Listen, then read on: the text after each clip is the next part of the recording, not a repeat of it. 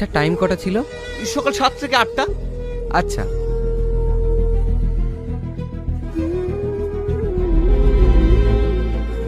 ওই তুমি কোথায় যাচ্ছ? আমার খুব পানি তেষ্টা পেয়েছে, পানি খেয়ে আসি। এই তো টেবিলে পানির বোতল আছে, নাও খাও। ওই যে ওই যে ওই যে পালাচ্ছে। চুপ করো।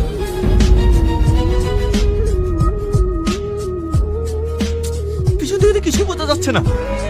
সালমা দেখো, সেম তোমার মতো জামা পরে আছে। তুই চিনতে পারছিস কি দেখো তো? আমি চিনবো কি করে? হ্যাঁ, আমি ধরে ফেলছি। সালমা, ওই জামাটা তুমি কোথায় থেকে কিনেছো? কেন, কি হয়েছে?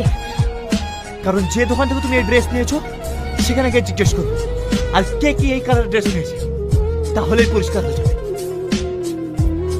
এই ড্রেসটা, এটা তো আমার বাবা ব্যাঙ্গালোর থেকে নিয়ে এসেছে। ব্যাঙ্গালোর থেকে?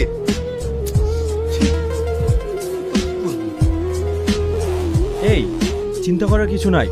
চ, ওইদিকে 2-1টা ক্যামেরা আছে, তাতে দেখলে নিশ্চয়ই মুখ দেখা যেতে পারে। ঠিক আছে, চল। কি হলো, তুমি দাঁড়িয়ে থেকে যে এসো।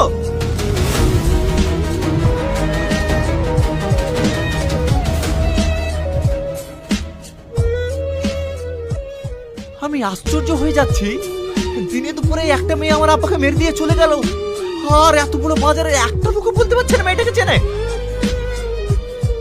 টনি, পাগলামি করো না, এমন করলে হয়? সামনে তোমার অনেক ভবিষ্যৎ পড়ে আছে, চলো চারটি খেয়ে নাও গা।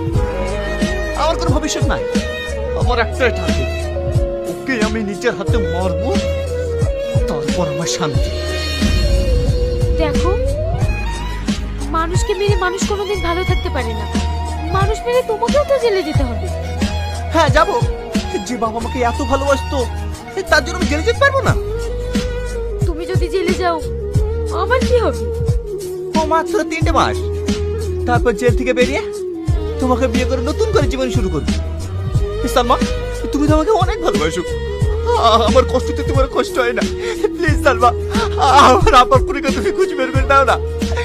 আমার বুকের মতন আপন চলছে সালমা, আমার রক্ত টপ করে উঠছে, তুমি খুঁজে দাও না সালমা, খুঁজে